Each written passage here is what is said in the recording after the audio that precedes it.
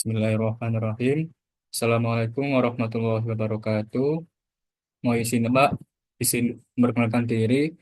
Nama Taruna Madya Zidan Pandu Pradana, nomor absen 23 dari Prodi MTP 2A. Di sini saya akan eh, menjelaskan mengenai tugas yang diberikan oleh Bapak, yaitu terkait Peraturan Perundangan Transportasi dan Logistik Kuliah 8, Manajemen Logistik Terintegrasi. Oke, langsung saja. Pada slide yang pertama ini, yaitu menggambarkan struktur bahasan atau kerangka utama materi terkait peraturan perundang-undangan dan logistik. Ada 3 poin utama yang akan dibahas, yaitu yang pertama itu terkait sistem dan saluran distribusi. Ini membahas bagaimana aliran barang dan jasa dari pemasok hingga konsumen akhir. Sistem distribusi bisa mencakup distribusi langsung dari produsen ke konsumen atau distribusi melalui perantara seperti grosir dan pengecer. Dalam konteks logistik, penting untuk memahami bagaimana sistem distribusi beroperasi agar efisien dan memenuhi kebutuhan pelanggan. Kemudian ada sistem transportasi. Bagian ini juga membahas tentang bagaimana transportasi menjadi bagian penting dalam manajemen logistik. Transportasi menghubungkan titik-titik dalam rantai pasok, mulai dari produsen, distribusi, hingga konsumen akhir. Di sini juga dibahas pemilihan moda transportasi yang tepat sesuai dengan kebutuhan logistik, seperti transportasi darat, laut, udara, dan kereta api. Kemudian ada model transportasi. Model transportasi ini membahas tentang metode dan pendekatan dalam pengambilan keputusan transportasi yang efisien. Contohnya seperti model rute transportasi untuk minimalkan minimalkan biaya atau waktu pengiriman. Model ini dapat berupa model matematika atau pendekatan simulasi yang membantu pengolahan distribusi barang dengan lebih efektif. Hubungan atau keterkaitan antara ketiganya ini yaitu sistem distribusi menentukan bagaimana barang bergerak dari produsen ke konsumen. Untuk mencapai tujuan distribusi yang efektif, diperlukan sistem transportasi yang andal. Misalnya jika saluran distribusi mencakup pasar internasional, maka moda transportasi yang digunakan bisa berupa kapal laut atau pesawat. Sistem transportasi yang dipilih berperan penting dalam memastikan barang tiba tepat waktu dengan biaya yang efisien. Kemudian hubungan antara sistem transportasi dengan model transportasi ini adalah sistem transportasi membutuhkan model transportasi untuk mengoptimalkan operasionalnya. Model transportasi membantu dalam pengambilan keputusan terkait pemilihan rute terbaik, penjadwalan pengiriman, dan pemilihan moda transportasi yang tepat. Dengan model transportasi yang tepat, sistem transportasi bisa lebih efisien, hemat biaya, dan sesuai dengan target waktu pengiriman. Kemudian hubungan terkait sistem dan saluran distribusi dengan model transportasi. Model transportasi yang digunakan untuk merancang strategi distribusi yang paling efisien, contohnya jika ada banyak titik distribusi dengan jarak yang jauh, model transportasi dapat membantu menentukan rute optimal yang meminimalkan biaya distribusi. Hal ini membantu sistem distribusi mencapai tujuan dengan efisien tanpa mengabaikan kualitas pelayanan.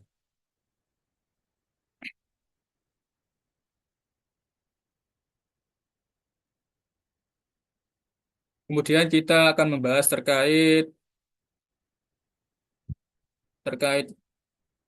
alur terkait alur distribusi barang dan jasa dari pemasok hingga konsumen akhir serta nilai tambah yang dihasilkan dalam proses distribusi tersebut. Jadi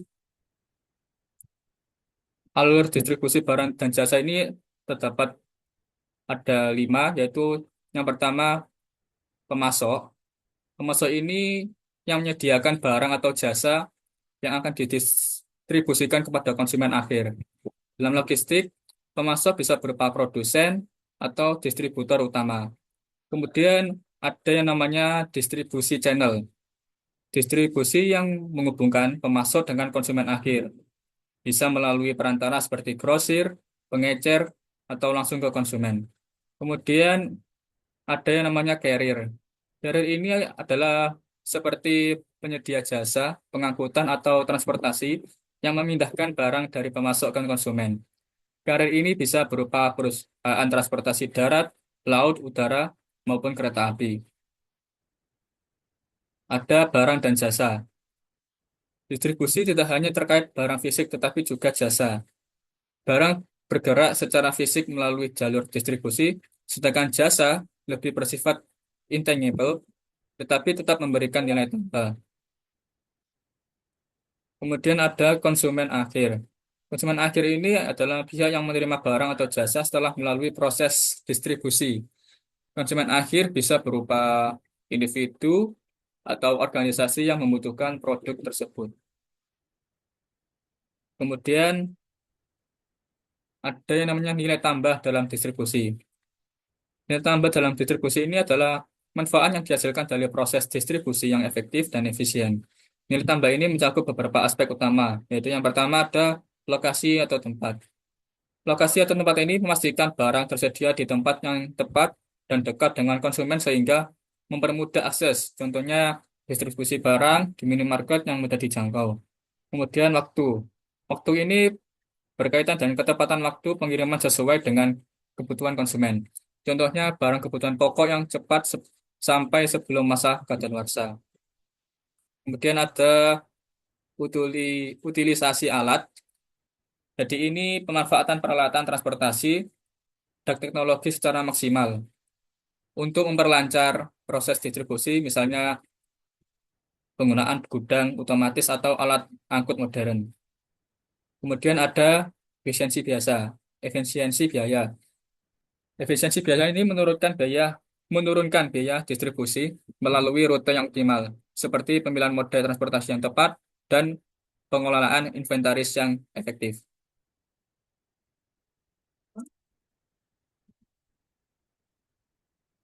Kemudian kita akan membahas terkait fungsi dasar kinerja jaringan distribusi yang dievaluasi.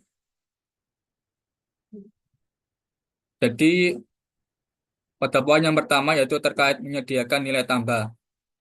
Ini membahas tentang distribusi tidak hanya sekedar memindahkan barang dan pemasok konsumen akhir, tetapi juga memberikan nilai tambah. Nilai tambah ini dapat berupa penghematan waktu, penyesuaian sesuai kebutuhan pelanggan, atau layanan purna jual yang lebih baik. Kemudian ada poin yang kedua yaitu terkait konsolidasi pengiriman. Konsolidasi pengiriman adalah seperti penggabungan pengiriman barang untuk memastikan atau memaksimalkan efisiensi. Dengan konsolidasi ini, biaya pengiriman dapat ditekan karena volume barang yang lebih besar, sehingga mengurangi frekuensi pengiriman dan pemakaian sumber daya. Kemudian ada menentukan moda transportasi. Pemilihan moda transportasi seperti darat, laut, atau udara maupun rel sangat penting dalam distribusi logistik. Moda yang dipilih harus mempertimbangkan faktor biaya, kecepatan, keamanan, dan karakteristik barang yang dikirim. Kemudian ada menyimpan persediaan. Penyimpanan persediaan yang efektif penting untuk menjaga ketersediaan barang sesuai permintaan pasar. Persediaan yang baik dapat meminimalkan resiko kekurangan barang atau stock out dan kelebihan barang atau overstock. Kemudian poin yang terakhir ini terkait transportasi untuk reverse logistik. Reverse logistik ini mengacu pada pengembalian barang dari konsumen ke pemasok atau produsen. Ini bisa terjadi dalam kasus barang rusak, barang yang tidak sesuai pesanan, ataupun juga barang yang perlu didaur ulang. Pengelolaan reverse logistik ini dapat meningkatkan kepuasan pelanggan dan mendukung keberlanjutan lingkungan.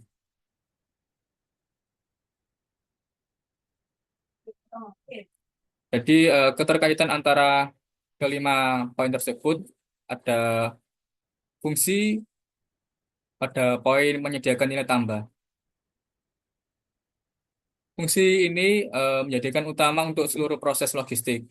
Nilai tambah tercipta dari keempat fungsi lainnya yang berjalan efektif. Misalnya konsolidasi, pengiriman, dan pemilihan moda transportasi yang tepat dapat memangkas dan waktu sehingga menambah nilai dari bagi pelanggan. Kemudian konsolidasi pengiriman mempengaruhi bagaimana perusahaan menyimpan persediaan dan menentukan moda transportasi.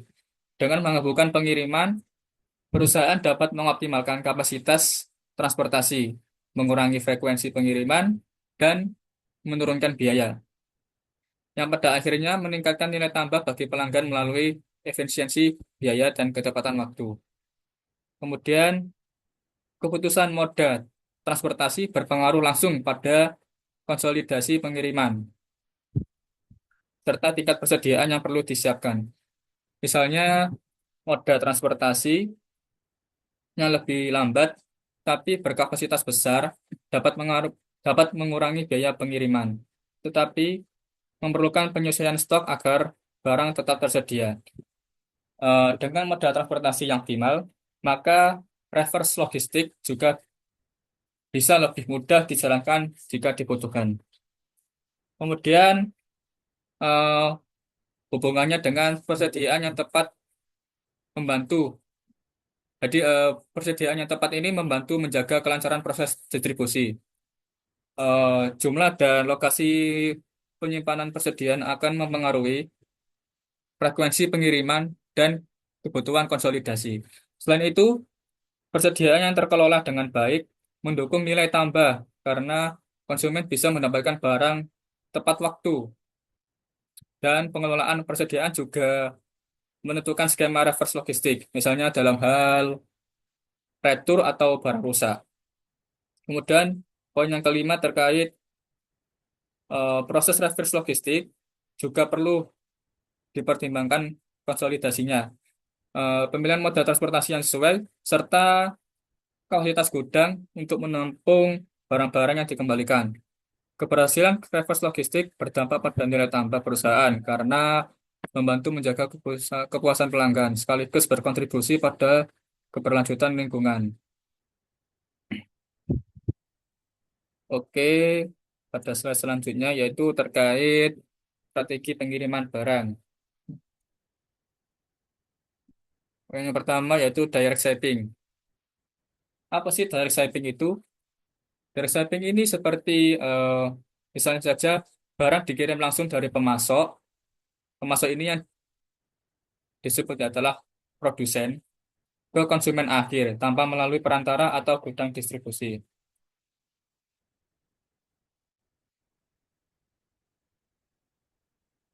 Jadi, keunggulan dari direct shipping ini memperpendek rantai pasok sehingga barang bisa lebih cepat sampai. Kemudian keunggulannya yaitu mengurangi biaya penanganan atau handling karena tidak perlu juga bongkar muat di gudang. Kemudian poin yang kedua itu cross docking. Jadi pengertian dari cross docking ini adalah proses penggabungan atau consolidation dan pemecahan barang di suatu terminal transit. Barang yang tiba secara Barang tiba segera dipindahkan ke kendaraan lain untuk dikirim ke tujuan dengan waktu penyimpanan minimal di dock atau di terminal transit. Jadi keunggulan dari cross docking ini adalah mengurangi biaya dan waktu penyimpanan karena barang ini tidak perlu disimpan lama di gudang dan dapat meningkatkan kecepatan distribusi terutama untuk barang yang bergerak cepat. Kemudian poin yang ketiga ini ada warehousing atau distribution center. Jadi pengertian dari warehousing ini, barang disimpan dalam gudang atau pusat distribusi sebelum dikirim ke konsumen akhir. Pusat distribusi ini berfungsi sebagai penyeimbang antara pasokan dan permintaan. Keunggulan dari warehousing ini yaitu menjamin ketersediaan barang, terutama untuk produk dengan pemerintahannya berfluktuasi dan juga memungkinkan pemrosesan pesanan yang lebih fleksibel, misalnya pengemasan ulang pelabelan, atau kustomisasi sebelum dikirim.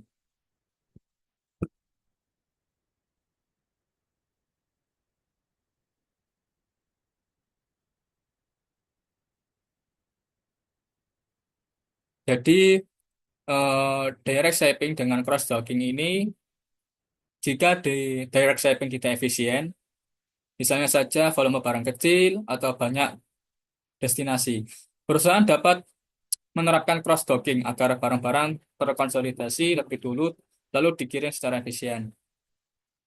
Dan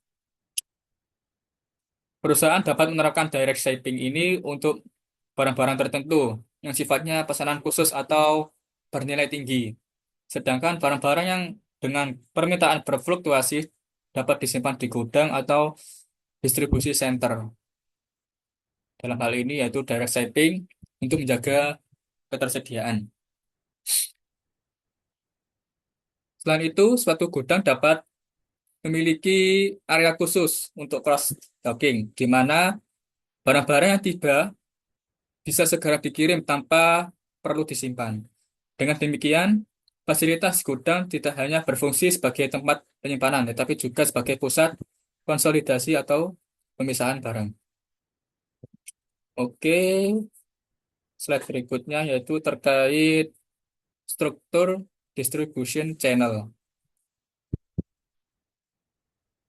Jadi, struktur distribusi channel atau saluran distribusi lah dibedakan jadi tiga jenis utama, yaitu direct atau internal channel, the selective and exclusive, dan kompleks. Jadi direct atau internal channel ini seperti barang atau jasa distribusikan langsung oleh produsen atau melalui saluran milik produsen itu sendiri ke konsumen akhir tanpa perantara. Seperti contoh, penjualan langsung melalui toko resmi, official store, platform e-commerce milik perusahaan, atau melalui sales force internal. Jadi keunggulan dari direct atau internal channel ini, produsen dapat mengontrol penuh proses penjualan, harga, dan interaksi dengan konsumen.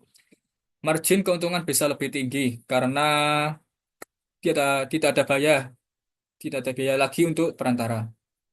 Kemudian poin yang kedua yaitu selective and inclusive, ya, selective and exclusive. Jadi selektif itu sendiri adalah produsen hanya memilih sejumlah perantara tertentu, misalnya eh, retailer atau distributor untuk menyalurkan produknya. Jumlahnya tidak banyak, tetapi mencakup area strategis atau pasar yang relevan. Dan tujuannya yaitu menjaga citra merek, seperti kualitas pelayanan, dan memastikan perantara yang dipilih mampu menjalankan standar tertentu.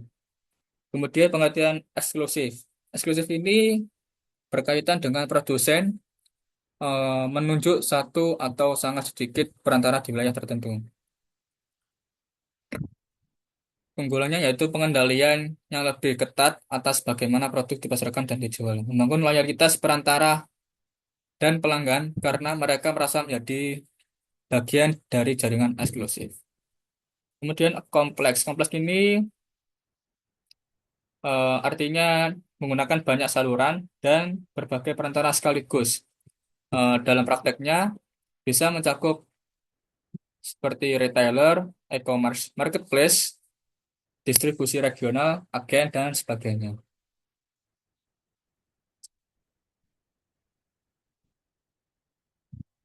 Jadi, direct atau internal channel ini sering digunakan untuk memastikan kontrol kualitas dan membangun hubungan langsung dengan konsumen.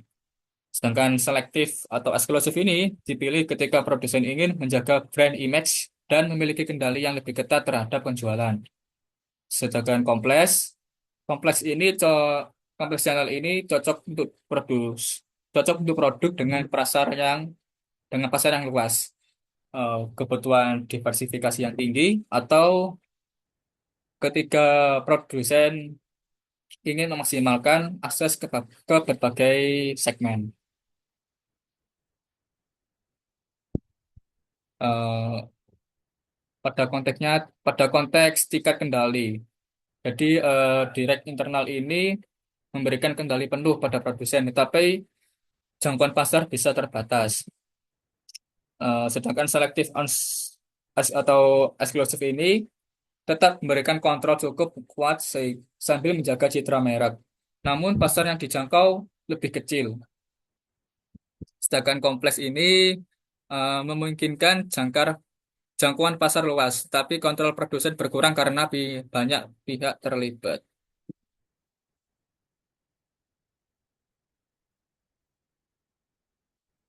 Oke, eh, jadi produk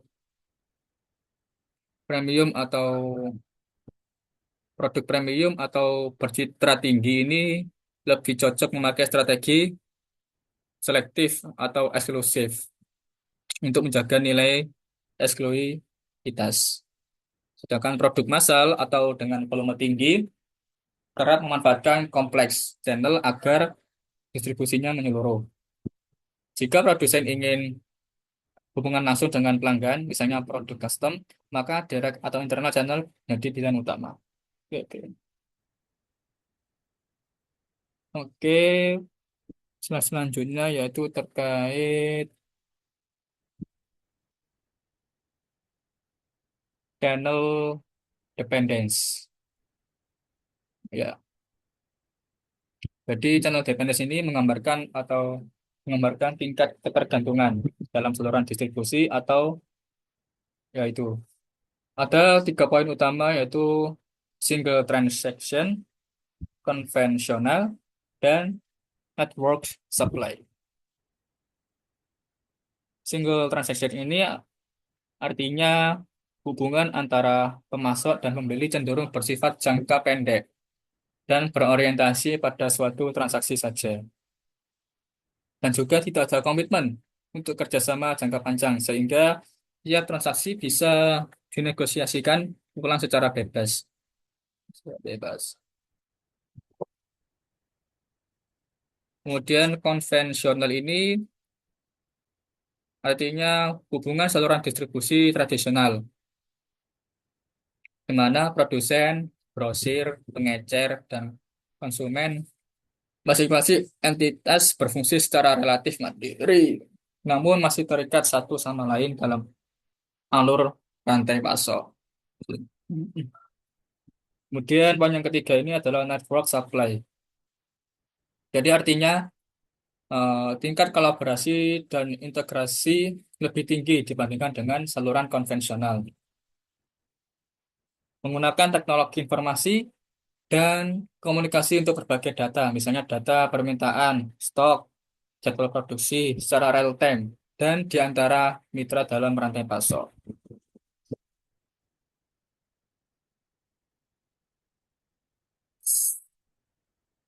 Jadi,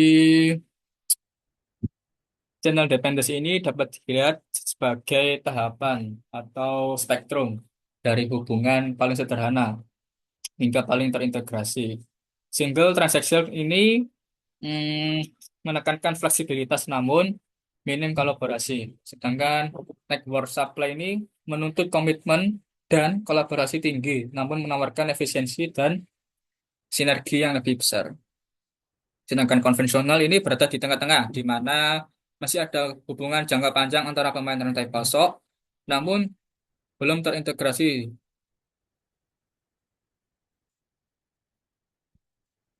Oke,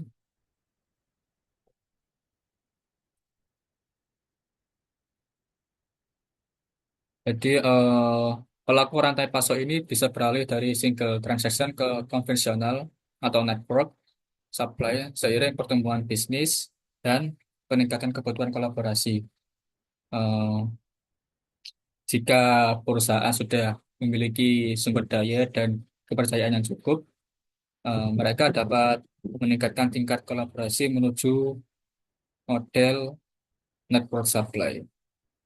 Dan semakin tinggi tingkat kolaborasi, maka semakin besar potensi untuk menekankan biaya meningkatkan ketepatan waktu pengiriman, dan menyesuaikan permintaan pelanggan. Di sisi lain juga, single transaction memungkinkan reaksi cepat terhadap perubahan pemasok atau harga, tetapi juga sulit mencapai efisiensi jangka panjang karena kekurangannya kolaborasi. Oke, kemudian kita masuk ke dalam submateri sistem transportasi.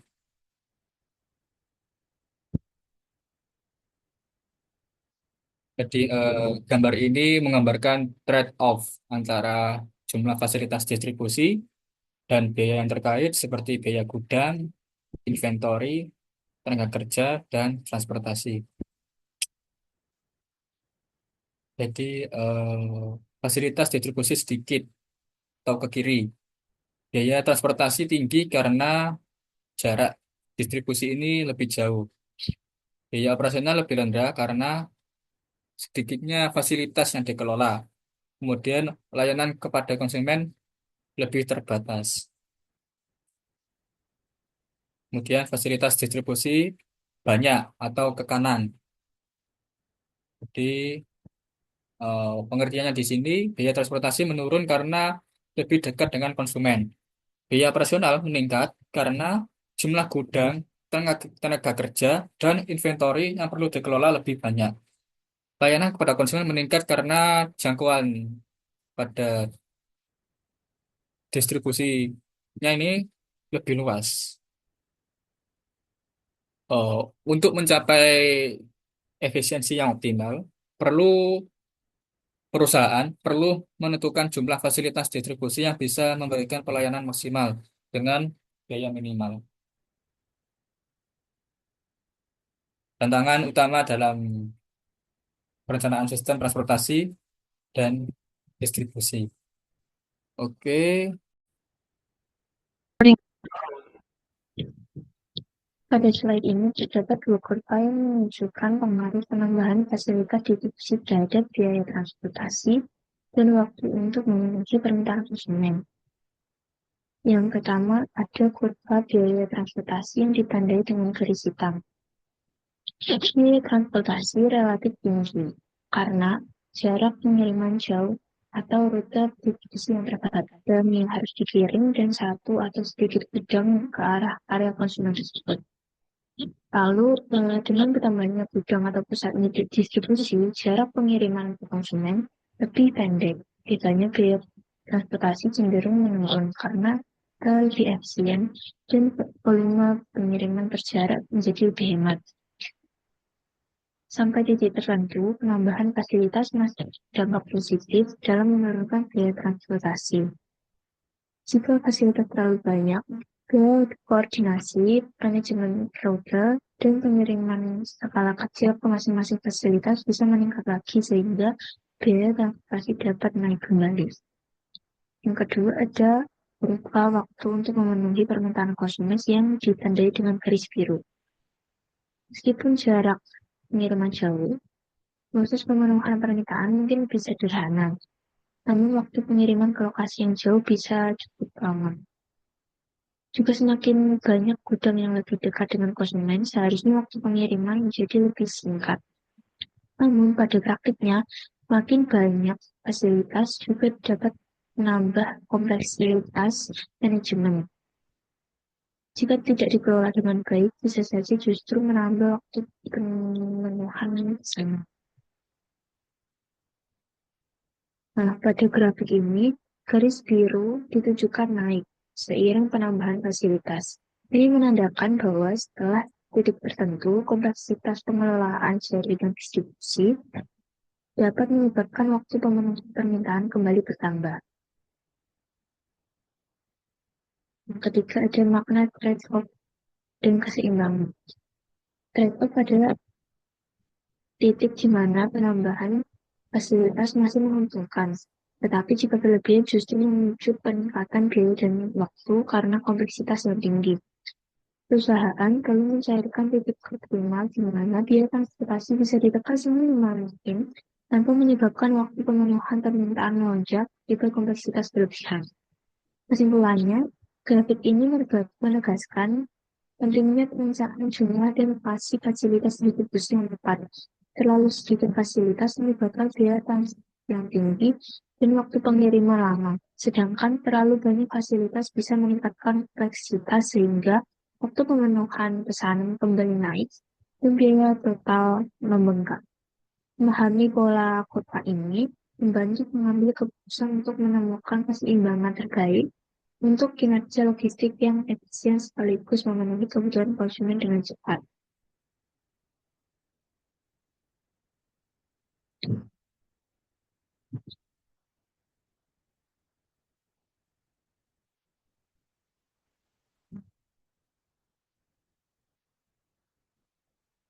Nah, pada slide ini dijelaskan komponen biaya transportasi yang perlu dipertimbangkan dalam manajemen logistik. Ada 6 faktor utama. Yang pertama, line haul cost, yaitu merujuk pada biaya utama pengangkutan barang dari titik asal ke titik tujuan. Komponen ini mencakup bahan bakar, biaya penggunaan kendaraan, dan biaya pengemudi.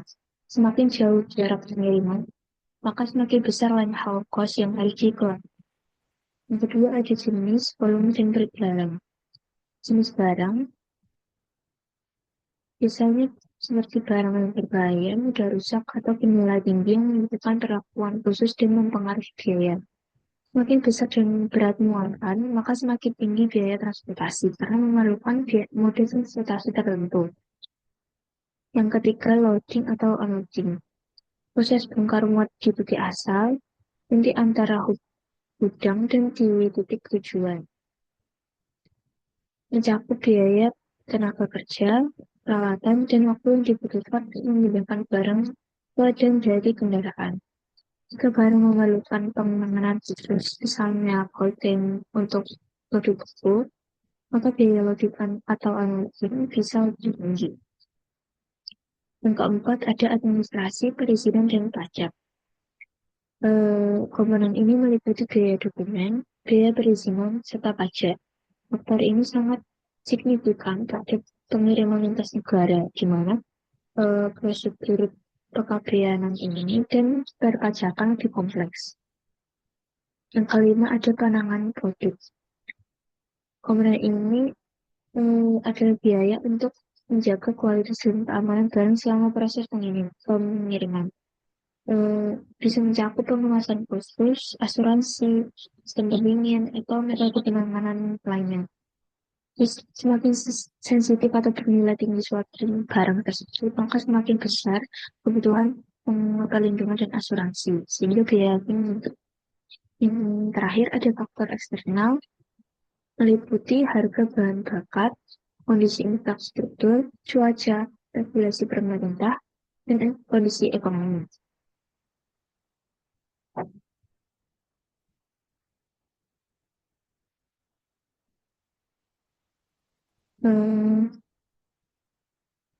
Pada slide ini memaparkan isu-isu utama yang mempengaruhi biaya transportasi di Indonesia. Terdapat 3 pokok. Yang pertama, biaya investasi moda yang meningkat. Moda transportasi memiliki berbagai jenis angkutan seperti truk, kereta api, kapal, hingga pesawat. Nah, alasan kenaikan ini yaitu karena kenaikan harga bahan baku. Juga fluktuasi nilai tukar mata uang yang mempengaruhi pembelian suku cadang atau kendaraan impor. Kebutuhan teknologi dan fitur keselamatan yang lebih canggih juga menambah biaya investasi. Dampaknya, perusahaan transportasi perlu mengeluarkan modal besar sehingga tarif angkutan bisa untuk menutup biaya investasi. Maka persaingan juga bisa menurun jika hanya sedikit pelaku usaha yang mampu berinvestasi besar.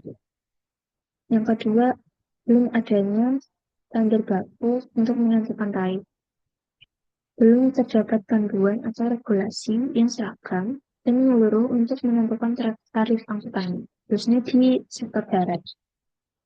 Akibatnya, tarif yang beragam di setiap wilayah atau rute ini bisa sangat berbeda, walaupun jarak dan kondisinya mirip. Pelaku usaha pun kesulitan untuk memprediksi biaya logistik secara akurat. Yang ketiga, ada biaya kemacetan dan kekurangan infrastruktur.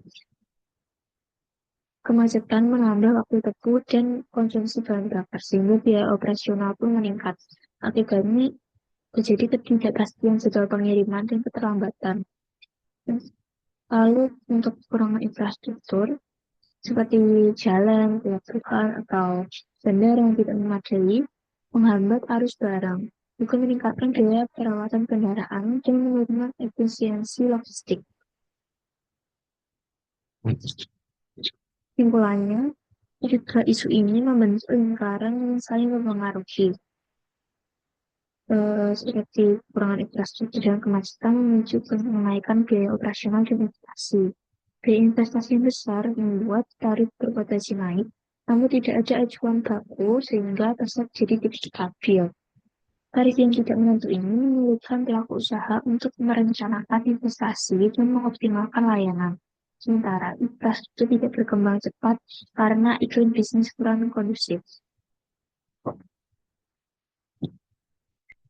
Pada slide ini ditampilkan berbagai metode kuantitatif yang digunakan dalam manajemen logistik dan transportasi. Secara umum, metode-metode ini membantu perusahaan dalam pengambilan keputusan yang lebih akurat dan efisien. Yang pertama ada penentuan lokasi. Menentukan lokasi fasilitas yang optimal untuk meminimalkan biaya transportasi, memaksimalkan kedekatan dengan pasar dengan baku, dan mempertimbangkan faktor biaya lainnya. Kedua, metode transportasi, metode progress approximation. Salah satu heuristic approach untuk mendapatkan solusi awal yang layak dalam usaha transportasi. Biasanya menghasilkan solusi awal yang lebih baik dibandingkan metode heuristik lain seperti not worst corner atau less cost. Yang ketiga ada metode transportasi metode optimasi. Tujuannya mencari solusi optimal untuk masalah transportasi, seperti meminimalkan biaya pengiriman dari berbagai sumber ke beberapa tujuan. Yang keempat, metode transportasi metode less cost. Salah satu metode ini untuk mencari solusi awal dalam masalah transportasi dan memprioritaskan rute yang memiliki biaya terendah terlebih dahulu. Biasanya lebih efisien daripada Northwest Corner karena langsung fokus pada biaya yang rendah, tetapi hasilnya belum tentu lebih baik dari TAM. Yang kelima, ada model transportasi metode West Corner. Metode ini paling sederhana untuk mencari solusi awal. Disebut juga Northwest Corner Method karena alokasi dimulai dari pojok kiri atas, WBN. Nah, metode ini mudah diterapkan, tetapi tidak memperhitungkan biaya sama sekali pada tahap awal, sehingga solusinya itu seringkali jauh dari optimal.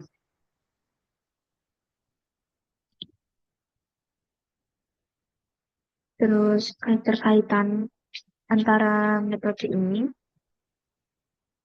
yang pertama, penentuan lokasi seringkali dilakukan sebelum menyusun mode transportasi, karena lokasi gudang atau pabrik itu akan mempengaruhi jarak pengiriman dan biaya transportasi. Yang kedua, metode PAM, Less Cost, dan Best Corner sama-sama bertujuan menemukan solusi awal untuk masalah transportasi. Yang ketiga, metode optimasi yang kemudian digunakan untuk meningkatkan solusi awal tersebut sehingga mencapai solusi yang optimal.